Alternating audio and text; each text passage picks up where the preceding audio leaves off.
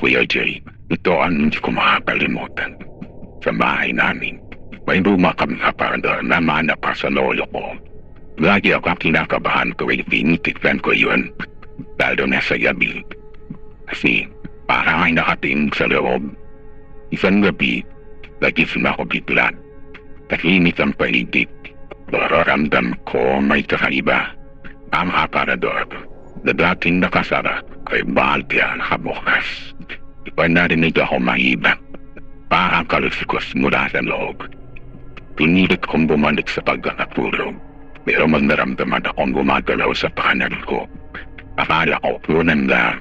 Pero pagtingin ko Kuya Jay, ay kamay na lumabas mula sa ilalim ng kama ko. Hinahawakan ng paa ko. Tumakbo ako palabas sa kwarto. Inamukasan, sabi ng nanay ko, nakita raw siyang dugot sa sahig papunta sa aparador.